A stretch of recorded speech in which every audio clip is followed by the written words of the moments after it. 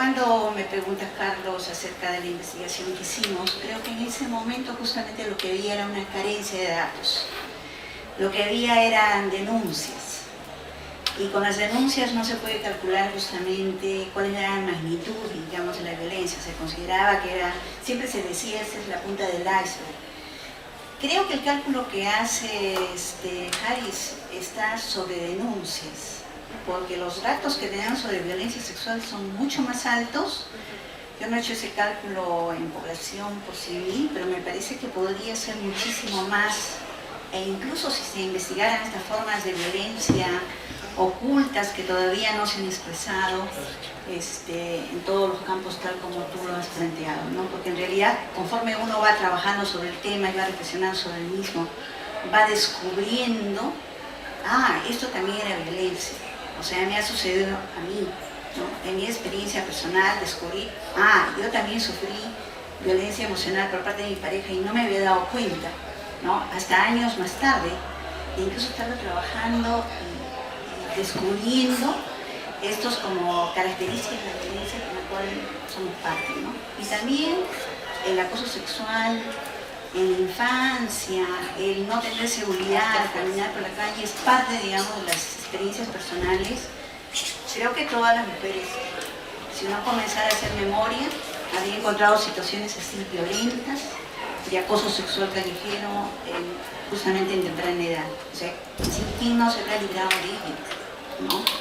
De alguna manera caminar y transitar por las calles a una edad determinada, cuando es niña o joven, se transforma en una situación de riesgo, ¿no? Incluso en lugares tan tranquilos. Yo vivía en la ciudad de Arequipa, la ciudad más tranquila del mundo, y sí puedo decir que sufrí una situación de manoseo cuando tenía 10 años, y esta es una experiencia que yo no le pude decir a mis padres, y no le he podido decir en público prácticamente nunca, es la primera vez que lo digo, ¿no? Porque va como con una situación como de vergüenza, de miedo, de por qué a uno le ha sucedido eso y uno no lo puede expresar.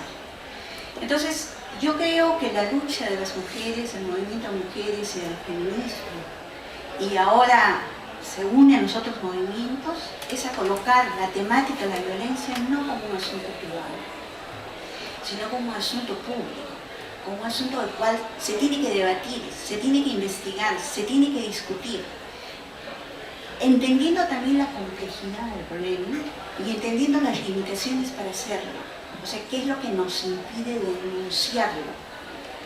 ¿En qué nos afecta? ¿Por qué cuando sufrimos violencia, ¿no?, nos sentimos como responsables y culpables de haberla causado, ¿no?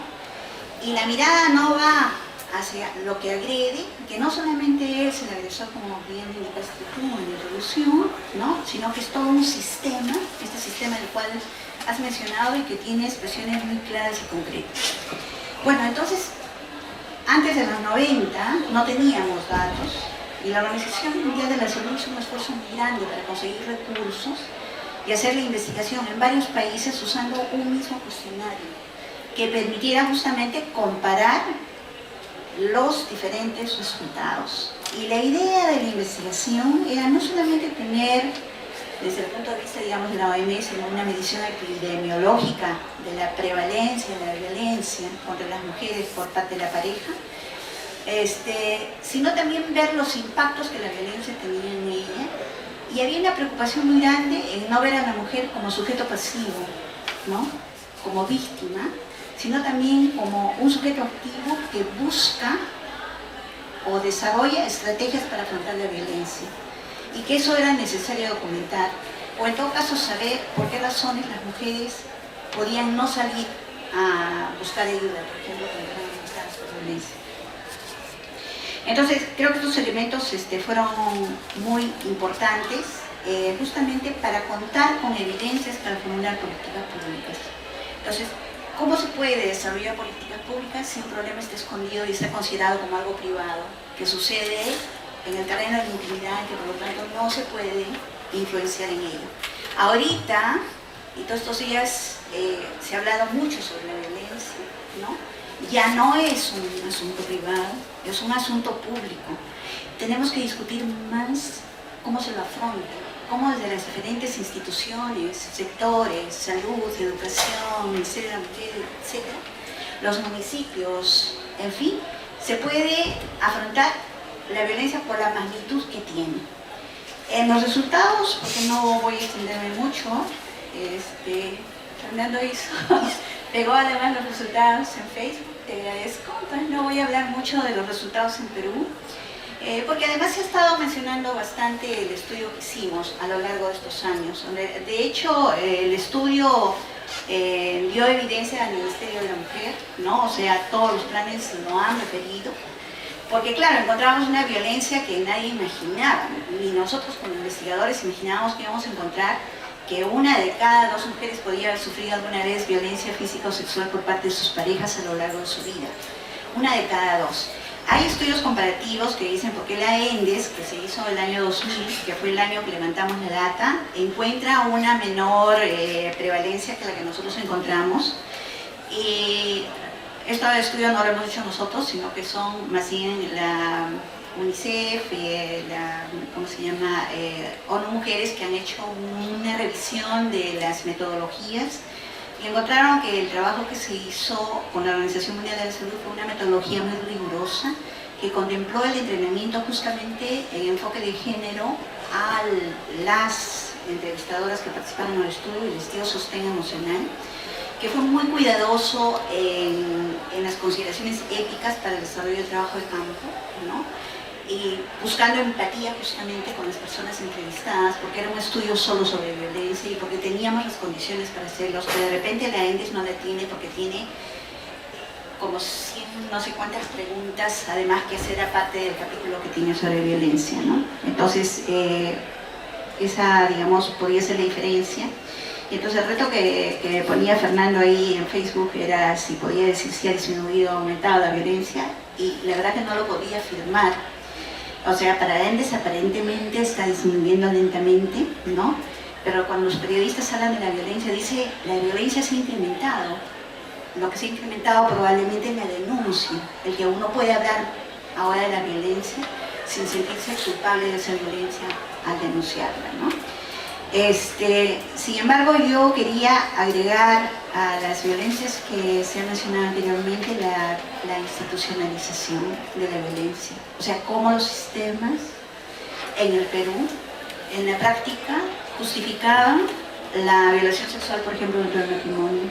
O sea, solo cuando se modifica el Código Penal del año 91 se reconoce, por ejemplo, que podía haber violencia sexual dentro del matrimonio. Entonces, hasta el año 91, ¿no? Era el sistema jurídico y por lo tanto en la cultura había la idea que no puede haber violencia sexual dentro del matrimonio. No puede haber violencia sexual porque una mujer que está, digamos, dentro de la institucionalidad matrimonial, ¿no?, tiene que aceptar siempre la situación de tener sexo aunque no lo quisiera, y aunque sea obligada por la fuerza para ello, no podía denunciarlo porque no era un delito, ¿no? Entonces, esta institucionalización de la violencia, que creo que incluso tiene agravantes en el caso de la violencia sexual, porque es lo que ahorita hemos estado escuchando como justificación a los congresistas para no aprobar el aborto por violación sexual, ¿no? O sea, hay como unas ideas que están allí todavía dando vueltas, que uno dice, puede ser que en la ley esto sea modificado, pero todavía no es parte del imaginario social ni de la cultura jurídica el entender que esto son delitos entre los cuales no deberíamos hacer, o tendría que hacerse un conjunto de medidas realmente fuertes para ellos. Como resultado del estudio, les quiero nada más decir que se hizo en Bangladesh, en Brasil, Etiopía, Japón, Namibia, Samoa, Serbia y Montenegro, Tailandia y en Tanzania. Y en cada lugar se hizo en una ciudad capital y en una población que tuviera población rural. En Perú lo hicimos en Lima Metropolitana y en el Cusco, en todo Cusco. Entonces, lo grave del estudio, y lo que nos dejó todavía más perplejos, digamos, como equipo que habíamos participado en él, es que los datos de Perú eran los más altos en este estudio comparativo. Se había aplicado la misma técnica para levantar la muestra, muy rigurosa por cierto. Se había aplicado el mismo cuestionario, cuidando además las variantes culturales, haciendo traducciones de ida y vuelta para estar seguros de que el concepto y las preguntas eran iguales. Y sin embargo, de todos los lugares, el Cusco fue el que ocupó el primer lugar en violencia y Lima más o menos como el tercer lugar. Entonces, eso indica que la violencia contra la mujer en el Perú es altísima, ¿no? Que a pesar de los esfuerzos que se hacen todavía son insuficientes, que tenemos que cambiar muchas cosas, no solamente de esta institucionalidad que deja impune, sobre todo en el sistema jurídico, que deja impune los casos de violencia. O sea, cuando uno lee los informes que desarrolla la Defensoría del Pueblo o oficinas como ellos, uno se queda espantado de cómo puede ser posible que tantos casos de violencia sexual queden impunes. Y los datos que salieron de violencia sexual, lo más grave fue el caso de la violencia sexual antes de los 15 años, porque una de cada 5 mujeres había sufrido violencia sexual antes de los 15 años de edad. Entonces el dato de violencia sexual contra niñas es un dato de altísima, gravedad, de la cual yo creo que el país tiene que afrontarlo, y creo que es muy importante el tipo de estudios que se van a presentar, lo que han hecho Paola. El estudio ese, por ejemplo, ha remecido, porque justamente la situación que se da dentro de una institución, en el caso, digamos, de la familia, todas las políticas de familia generalmente están dirigidas a fortalecer la familia sin considerar que al interior de la familia puede haber violencia, puede haber situaciones de desigualdad, puede haber personas que sufren, y son esas personas que tienen que ser protegidas. Muchas gracias, Nancy.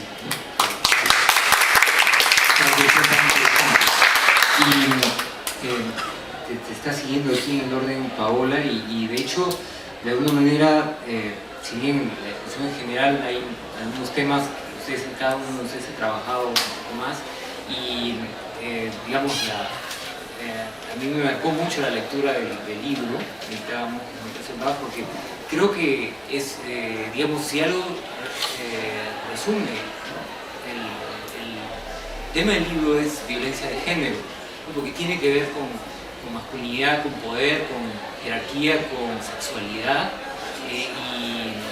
y digamos con impunidad, ¿no? Con muchas de esas cosas.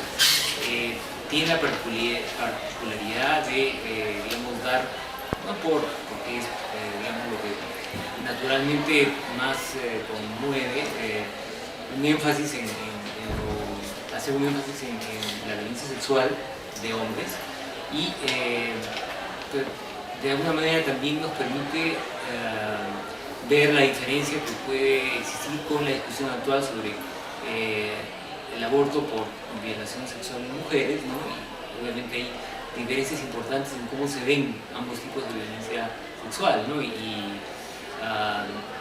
Digamos, es parte también de lo que puede ser materia de un comentario, pero justo escribí ayer, hoy día, una reflexión sobre el tema de iglesia, o sea, abusos sexuales en la iglesia y la reacción de las jerarquías eclesiásticas a esto, porque siento que en ese conjunto de cosas hay un montón de temas. Hay sexualidad de jóvenes, un poco de menores, cómo la legislación cada una reacciona a eso, luego el estatus de privilegio de la iglesia, la excepción legal que tiene, o sea, es un régimen de excepción, y que la iglesia parece no haberse dado cuenta de todo lo que ha cambiado, y la iglesia sigue comportándose como hace un siglo o siglos, ¿no? O sea, siente que su privilegio está ahí, de repente está ahí, ¿no? Y no nos damos cuenta de que así es, ¿no? Vivimos engañados. Y bueno, está el tema además de la diversidad sexual, ¿no? O sea, creo que ese tema de la justicia, el acceso a la justicia, el de las familias, creo que digamos, esta historia reciente permite discutir muchísimas cosas, ¿no? Por eso me llamó mucho la atención, he puesto algunas de esas cosas, pero nos interesaría mucho escuchar también tu reflexión. Buenas tardes, gracias por estar aquí. Gracias por la presentación también. Bueno, yo digamos, como yo vengo de medio de periodismo y veo, digamos, por ese lado, por esta anteojera profesional, lo que está pasando y lo que ha pasado, digamos, más allá del libro, siento que esta votación de la despenalización por aborto en el Congreso, a puertas de la elección el otro año, o sea, va a marcar todo. O sea, han perdido, digamos, la batalla legal, pero ningún candidato esté exento de hablar del tema, ningún candidato va a poder esconderse y decir abiertamente estoy a favor, estoy en contra. Y eso, al menos en términos de discusión, en el debate público es importante. Da pena, pero que no se haya ganado, pero siento que se avanza un poquito en el debate público, ¿no? Yo quisiera reflexionar sobre el Estado laico en el Perú a raíz del libro, a raíz de las elecciones, a raíz de la despenalización por el aborto, porque estaba leyendo también un poco que cuando se firma el concordato en Perú, el concordato que permite que entren a escuelas, que permite que la Iglesia Católica sea uno de los poderes fácticos muy fuertes en el país, se firma en 1980, antes que Morales Bermúdez deje el poder. Se hizo un lobby muy fuerte, estaban muy preocupados porque pensaban que el concordato no se iba a firmar, ¿ya? Íbamos a ser un país, uno de los pocos países que, a diferencia de México con revolución, se iba a dejar a la Iglesia de lado. Juan Landazuri Enríquez, que en ese momento todavía no era cardenal, fue uno de los que lideró ese lobby y se firmó el concordato. ¿Qué permite el concordato y qué creo que ha causado? Que si por ejemplo ustedes y todos nosotros nos unimos y formamos una institución religiosa, o alguien se va a Cusco y tiene el apoyo de un padrino obispo, podemos formar una misión, no pagamos impuestos de nada, podemos lucrar, podemos tener una universidad, y eso en términos de poder, de dinero, influye en términos de candidatos, influye en términos de medios, etcétera, etcétera.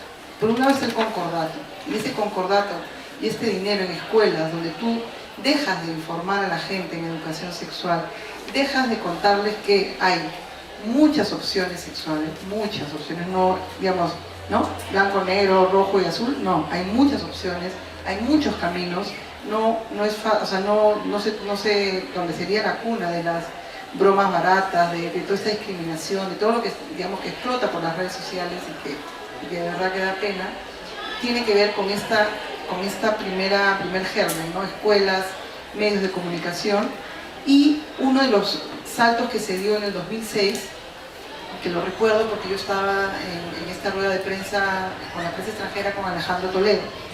Entonces yo le pregunté a Alejandro Toledo sobre el Estado laico, si estaba en el papel, si estaba a favor de la despenalización del aborto y si estaba a favor de la legalización de las drogas. Alejandro Toledo respondió que sí, que estaba absolutamente a favor, etcétera, etcétera. Y su equipo en ese momento, que era Carlos Brus y creo que era Cheput, bueno, su equipo se asustó, ¿ya? La candidatura de Toledo en febrero de ese año, digamos, venía cayendo por otros motivos, pero toda la prensa ligada al comercio, en ese entonces muy católica, ha relacionado el haber dicho de que no estaba a favor del Estado, que estaba a favor del Estado laico y todos estos temas, con la caída de las encuestas y diciendo de que el Perú es un país católico. Entonces, han sacado muchos columnistas del comercio en ese entonces este miedo a los candidatos de que si hablan del Estado laico, de que si hablan de la despenalización del aborto, van a caer en las encuestas.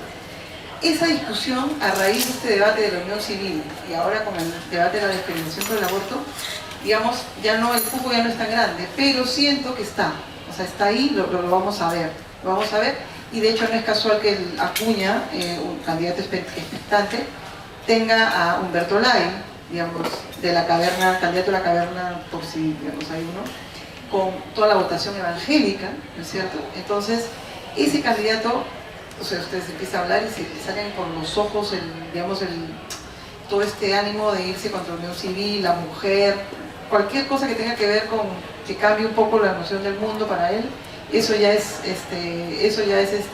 radical, ¿no?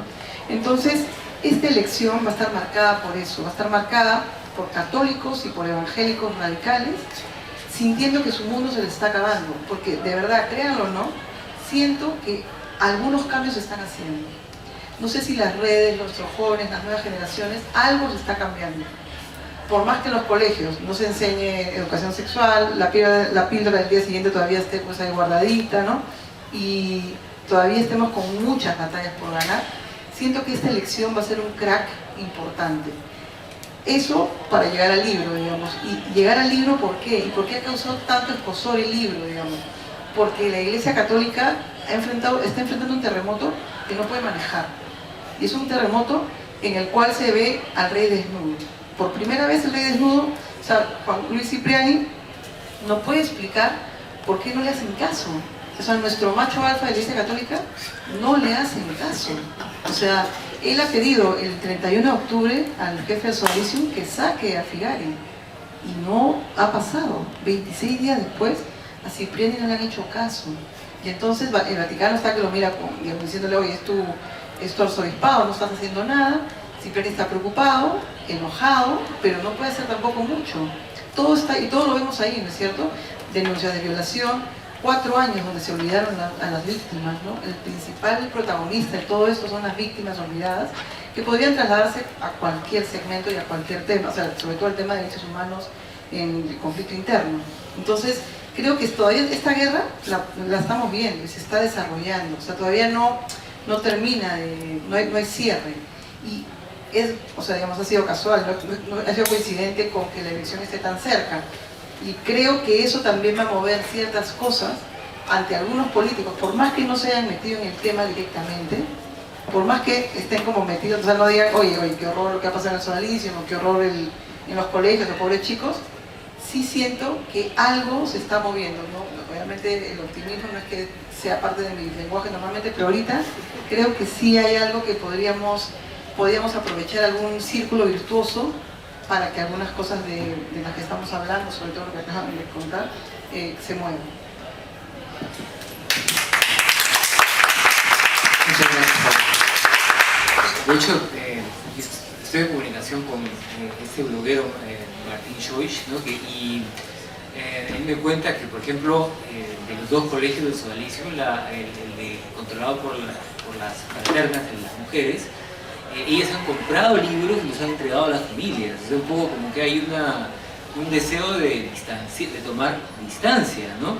Y eso es un fenómeno interesante. Entonces se dan cuenta de que no... O sea, en este caso, uno está de un lado o está al otro, ¿no? Y definitivamente yo me pregunto cómo la iglesia va a poder, bueno, puede que, digamos, no quiero tampoco decir iglesia porque reconozco que hay una gran diversidad y hay gente muy buena en la iglesia, pero estamos hablando básicamente de las jerarquías, de la gente que tiene poder. Creo que ahí hay siempre un interés por seguir pudiendo salir y hablar, defendiendo ¿no? Contra el unión civil, contra el aborto, contra digamos, el acceso a la anticoncepción oral de emergencia, etcétera, ¿no? Por la familia. Y aquí estamos hablando de un fenómeno, de un escándalo horrible, donde claramente se ha atentado contra la vida, se ha atentado contra la familia, porque se ha separado a la gente de sus familias, ¿no? Y si se habla contra la diversidad sexual, pues aquí la vemos digamos, en su faceta perversa, ¿no? La vemos como abusos, ¿no? Entonces allí estamos en una situación, la iglesia está en una situación en la que nunca ha estado. Creo que también hay que construir un discurso que de alguna manera, digamos, no permita que esa parte negativa de la iglesia se reposicione y las cosas sigan como estaban, ¿no? Yo creo que es un momento como para también articular digamos, la justificación y la base de un Estado laico. De hecho, digamos, hablando de estos temas que tienen que ver con la famosa protección de la vida y la permanente, digamos, el permanente ataque a un abordaje más racional del aborto, está, digamos, como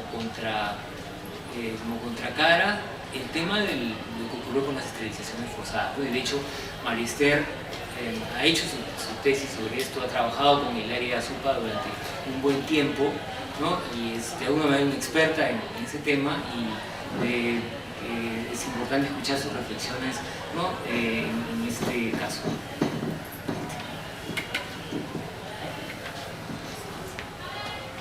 A ver. Bueno. Sí, ante todo gracias por la invitación, y yo saludo la introducción de Angélica, que da un marco muy importante para este caso también, ¿no? Ella hablaba de violencia estructural, la violencia sexual y violencia estructural, donde se junta pues todas las formas de racismo y discriminación. Son más de 18 años de este proceso, esta lucha, un poco más quieren, de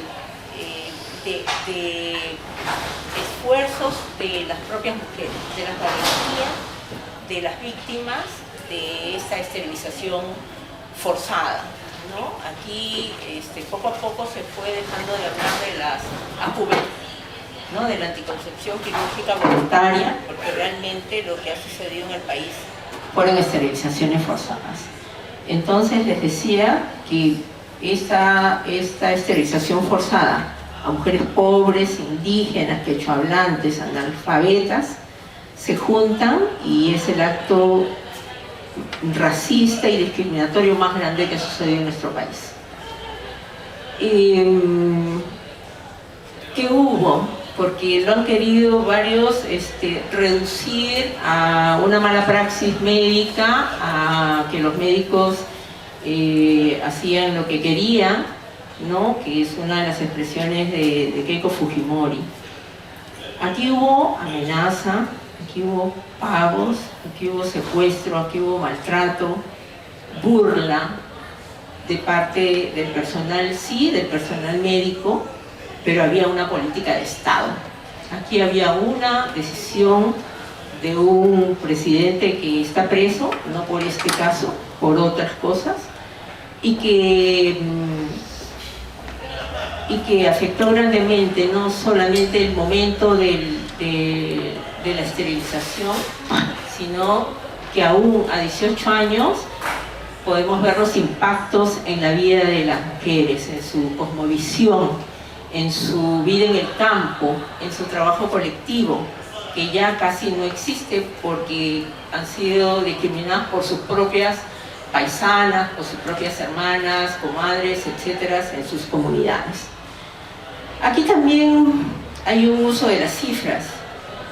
Angélica nos dice 270.000, el Ministerio de Salud en el 2001 nos dijo 320.000, hubo una investigación que se hizo al interior del Ministerio de Salud, dice 349.000, contando desde el 2005, desde el 95 al 2001, pero también hay 22.000 hombres que fueron esterilizados.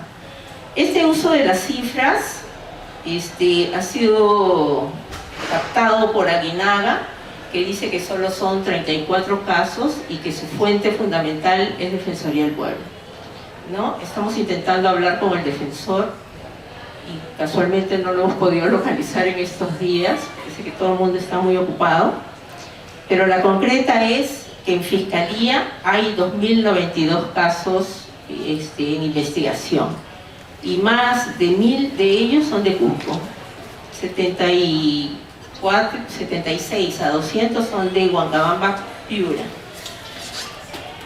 ¿Qué ha pasado desde que empezaron las investigaciones? Han habido 5 archivamientos del caso en Fiscalía de la Nación, pero en el 2011 lo importante es que Fiscalía lo declara crimen de lesa humanidad y que tiene que ser investigado.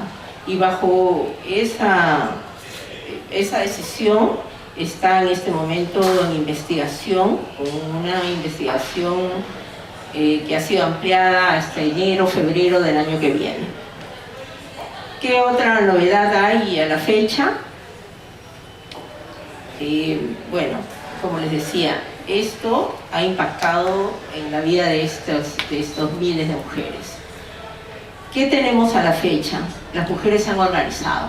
Se llaman Asociación de Mujeres Afectadas por las Esterilizaciones Forzadas de Cusco, donde están agrupadas más de 2.000 mujeres. Hay un caso, el de Mamérita Mestanza, que está en la Comisión Interamericana de Derechos Humanos y que jala todo el resto de los casos. Y el 7 de noviembre, el gobierno dio un decreto supremo, el 006-2015, que lo firma el presidente de la República, el Ministerio de Justicia, el Ministerio de la Mujer y el Ministerio de Salud. Y ellos dicen, después de una larga lucha, ellos dicen que este decreto supremo tiene por objeto establecer el marco jurídico para implementar con carácter prioritario la asistencia legal gratuita, acompañamiento psicológico, atención de salud integral a las víctimas de esterilizaciones forzadas producidas en los años 95 a 2001, así como la creación del registro correspondiente a cargo del Ministerio de Justicia y Derechos Humanos. Un grupo de mujeres han estado el domingo 22, desde el domingo 22 hasta ayer en Lima. Han asistido al Ministerio de Justicia, les han explicado cómo va a ser el registro,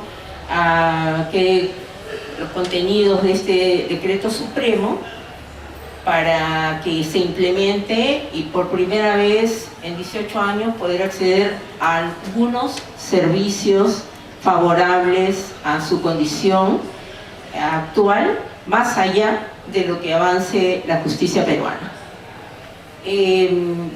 Fiscalía de la Nación.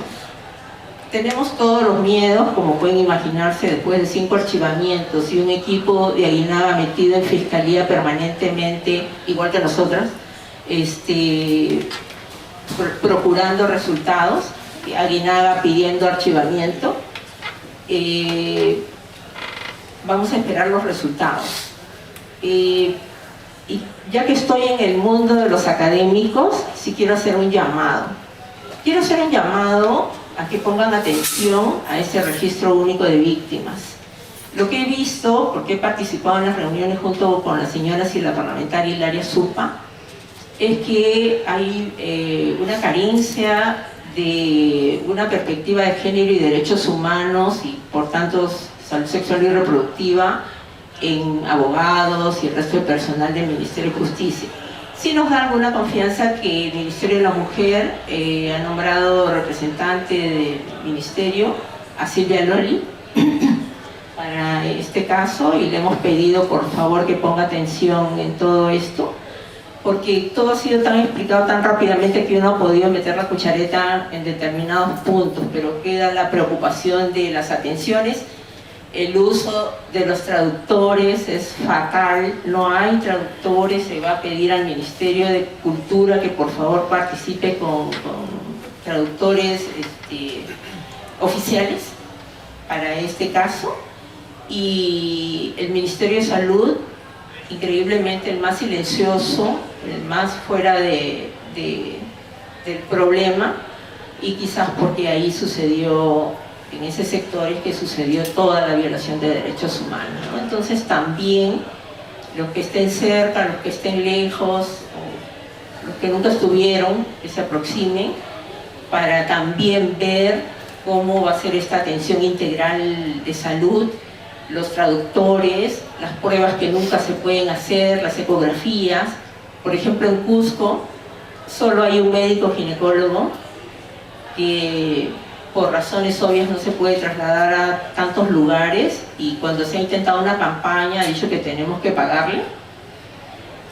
Y una serie más de problemas que se van a presentar en este tiempo, que es muy corto, un poco tarde se acordó el gobierno de aplicar este decreto, pero ahí está, y habrá que defenderlo, y habrá que trabajarlo, y habrá que implementarlo. Y también otro llamado que hago, sí, a la solidaridad, es al uso de este registro de víctimas, porque sí también produce preocupación, porque pronto habrá un cambio de gobierno en julio, y cómo quedaría este registro de víctimas, ¿no? ¿A qué instituciones internacionales habrá que llamar para proteger los nombres de las víctimas? Ahí hay otro problema, ¿no? Pero igual nos preparamos, estamos muy abiertas a recibir toda la solidaridad, pero también todas las recomendaciones. Me gustaría que el equipo de Carlos en el centro y en el instituto pudiera revisar estos documentos que van a salir en los próximos días, porque el 7 de diciembre empieza la implementación de todo lo acordado en este decreto supremo. Entonces, hasta ahí, y a los que nos han dado la solidaridad todos estos años, muchas gracias, y a los que se van a sumar también. Muchas gracias, yo me quedo sorprendido de esa diferencia entre 270.000 y 36. O sea, en realidad es un factor de 10.000. A 18 años del momento en que esto ocurrió, todavía hay una disputa entre si es 36 o 270.000, o sea, una diferencia geométrica de 10, un factor de 10.000 es algo realmente impresionante, ¿no? Y que se pueda sostener, alguien pueda sostener que son tan pocos los casos. No estamos hablando de la mitad, de la tercera parte, estamos hablando de 1 sobre 10.000. Parece que se remite al primer informe de Defensoría del Pueblo del año 90 y pico. Claro, entonces, ahora, de hecho hemos, digamos, como mencionaste, el Ministerio de Justicia, hemos trabajado con la administración anterior. Lamentablemente cambió el director de Derechos Humanos, que estaba muy comprometido con muchos de estos temas, y también el viceministro anterior de Derechos Humanos, ¿no? ¿Yo así? No, el anterior, no recuerdo el nombre de él, pero con él y con Roger se hizo un trabajo muy bueno en muchos de estos temas.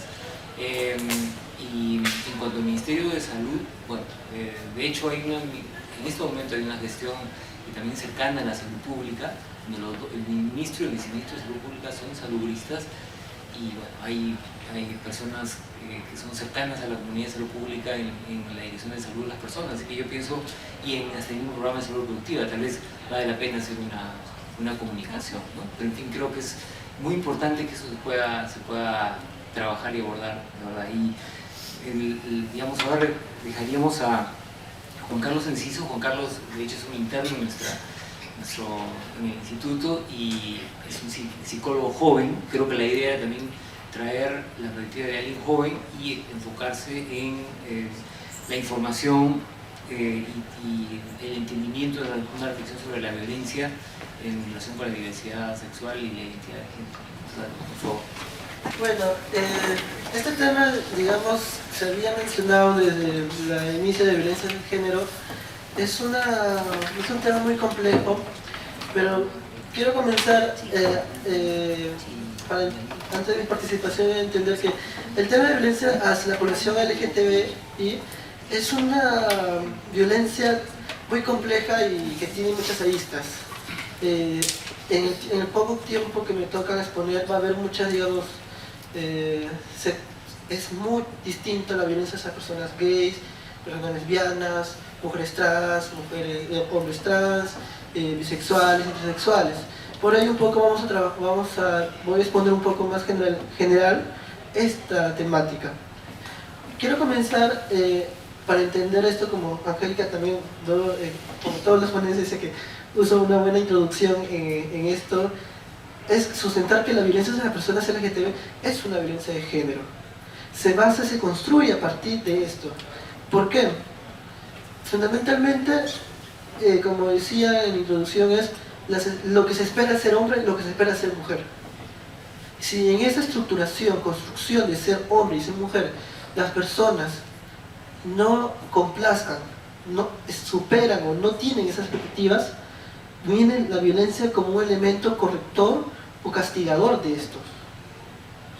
Es decir, un joven homosexual o una mujer, una chica trans, en el inicio de su vida, de la familia o del colegio, no cumple, digamos, el estereotipo del hombre, del chico que debe estar jugando, estar con los niños, etc., comienza un poco, primero, de una forma muy psicológica, muy implícita, a murmullos, una forma de distanciamiento, una forma de aislamiento, de decir que esa persona no está dentro de este parámetro, llegando poco a poco a lo que es la violencia del bullying homofóbico. Igual, en su versa, lo que se llama a la mujer, a la lesbiana, a la mujer trans, al chico trans, disculpen, es donde estos, porque no cumple el estereotipo de la mujer, porque no dice que no es femenina, porque no cumple los juegos de roles, etc., comienzan también la instalación. Y también, digamos, quitar esa idea, porque a veces en la psicología se habla que la violencia entre mujeres es una violencia más psicológica, más implícita, pero no, es muy común también hablar que entre mujeres también hay violencia física, que lamentablemente no se estipula o no se ve. Dando este marco de decir que la violencia hacia la diversidad sexual es una violencia de género, ya que parte del género, de ese sistema de género, de las expectativas de cada sujeto, a tu papel o de tu rol de qué debería ser hombre o qué debería ser mujer. Digamos, un sociólogo español, Oscar Wilde, sustenta que la homofobia, aunque la homofobia es un concepto actual muy de paraguas porque se mete de todo ahí, pero se usa en este término para referirse a esto, es más que hacia las personas LGTB, es en general, hacia tanto al hombre, es decir, tanto al hombre heterosexual que no cumple esas características también se lo violenta, y viceversa también a la mujer. Por eso la homofobia a veces es una categoría, un concepto que a veces limita el análisis en la actualidad. Ahora se puede hablar de crímenes de odio, se puede hablar de violencia LGTB en sí misma, pero aún así puedo reafirmarme que tienen muchas distintas realidades según el sujeto al que violentado. Quería comenzar esta exposición dando a entender este elemento de que por qué la violencia hacia la población LGTB es una violencia de género. Y recalcar bastante, como decían la tercería, que es todas estas que son el colegio y la familia, los medios de comunicación también, los principales agentes de violencia. Y es lo que, digamos, lo más dramático. ¿Por qué? Porque, como afirmo, tanto la familia y el colegio, que deberían ser las instituciones que por excelencia deberían avalar el desarrollo y la protección del joven o de sus integrantes, del niño, son los principales también en que buscan, o también son los principales que también velan por este sistema de género. Es la familia en esa estructura que velan por ese sistema de género. Tanto por su protección, comienzan a violentar de una forma a que a veces ni se da cuenta a este chico o chica LGTB, exigiéndole que se comporte como es, y llegándole hasta, en caso como las chicas trans, la expulsión de su familia. Es muy común en las comunidades trans, que casi de vida cotidiana, que estas chicas han sido expulsadas o por propia decisión, porque ya no soportaban su vida y su familia, irse. O también son a veces las familias que mandan a las chicas a violar cuando tienen una hija lesbiana, las que se llaman las violaciones correctivas. Son los mismos familiares que buscan eso, porque viene todo el sentido de la vergüenza. Y algo más, esto es en una forma muy explícita, también una forma implícita, porque son ese mismo chico o chica LGTBI que se siente mal, y comienza ya no una violencia física, también una violencia de sí misma, a sí misma, ¿de qué? De vergüenza y de arrepentimiento. Es decir, yo no quiero decir a mi familia porque soy gay, porque tengo miedo de lo que me pasa. Es decir, toda la comunidad, todos los chicos feminicidios viven con ese miedo, ¿de qué me va a pasar?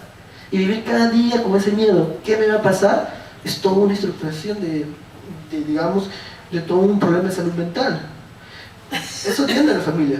Ahora viene la otra institución que debe velar por el desarrollo de los chicos, que debe fomentar estos elementos de desarrollo humano, talento, que es el colegio. Pero son el colegio también dentro de esta dinámica entre la lucha entre lo masculino, donde también surge la violencia. Obviamente, el estudio del bullying nace o se introduce en el Perú mediante los estudios de Lupe, de una psicóloga sanmarquina, sobre esto de que hablan del acoso escolar. Pero lamentablemente estas investigaciones tienen una gran vacío que el instituto ha reconectado, que es el bullying homofóbico. Y se reconoce que gran parte del bullying en Perú es bullying homofóbico. Y en el sentido que bullying homofóbico es decir que esa acusación del hombre de ser hombre. Es muy común en las investigaciones que se presentan, creo que el año pasado, de este año, sobre que la diferencia de las mujeres es el hombre que recibe más bullying por no cumplir la norma de género. Pues simplemente por no cumplir la norma de género, el hombre tiene una alta prevalencia de bullying. Y también tenemos a ver en las mujeres, el bullying lésbico, que también no se precedencia, porque a veces el bullying se le concibe entre hombres, pero muy poco se concibe entre mujeres. Obviamente, esta violencia LGTB está intrínsecamente lo que es la violencia de la mujer, porque también a veces es invisibilizada. También el colegio va a tener omisión bastante en las políticas de educación sexual. Es decir, un joven LGTB que entra de las pocas clases de educación sexual que existen, es prácticamente exclusiva heterosexual. Y esto comienza al joven LGTB a decir, ok, ¿cómo manejo mis emociones? ¿Cómo manejo mi sexualidad? Ya está todo un desagravio. Aparte de esto, es muy común que lo lleven al psicólogo a este chico LGTB. Y que el mismo psicólogo es el que oprime o comienza a llevarlo a decir que a veces no es una patología, mal informados también. También hay una estructuración de violencia. Los medios de comunicación también van a ser responsables muy fuertes en instaurar estereotipos y prejuicios en la población.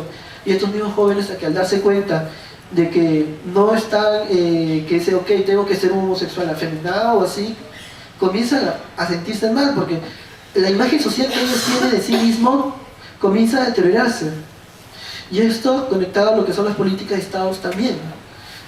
La ausencia de lo que es toda una ley de discriminación de odio, prácticamente las pocas políticas que tienen el trabajo que son el poco reconocimiento de lo que son las uniones entre personas del mismo sexo, la ausencia de una ley de identidad de género, todas esas son políticas de control social, tanto de omisión o de negación de derechos, y el Estado también se convierte en un agente de violencia estructural hacia la población LGTB. Ya vemos que hay un mecanismo general dentro de este sistema de género heteronormativo, donde ya la persona LGTB está ya fomentando cotidianamente esta violencia. Para ya terminar, tenemos también que esta violencia, como las instituciones forzadas que tienen una parte institucional, también tiene una parte de etnicidad y de clase. Es decir, es muy común, es muy diferente un homosexual de clase alta que vive en San Isidro a un joven homosexual, o digamos a una chica trans de la selva. Esa distinción son radicalmente amplias y abismal, tanto de oportunidades laborales, oportunidades educativas, oportunidades de salud. Como muy amiga Angélica decía, ese dato que en América Latina más del 80 o entre el 80% de mujeres trans no pasan la edad de 35 años. Es un factor de salud, digamos, está limitando su vida. Y obviamente actualmente se está dando a entender lo que es la violencia dentro de las poblaciones de los chicos trans, que hasta la invisibilización también es un tipo de violencia. Todo eso va a marcar toda una política y todo un sistema de violencia hacia esas poblaciones, ¿en marco de qué? Dentro de la violencia de género. Simplemente en no cubrir las expectativas, sentimientos o comportamientos de cómo debe ser un hombre o de cómo ser de una mujer. Es, digamos, complejo, pero es en marco de esto entender, cuadrar por qué también la violencia de LGTB está dentro de esta mesa, para entender que no estamos hablando de temas aislados, sino está dentro de todo un sistema en el cual hay que luchar, con el cual hay que, digamos, afrontar cada día. Gracias. La definición gráfica bien que se trata de un tema en construcción, un poco es un esfuerzo social y bueno, también de la academia por entender una aproximación apropiada de la diversidad sexual y de género, y también un entendimiento del tipo de cómo se puede mirar la violencia, porque no solo es una violencia hacia las comunidades, sino al interior de ellas también, ¿no? En fin.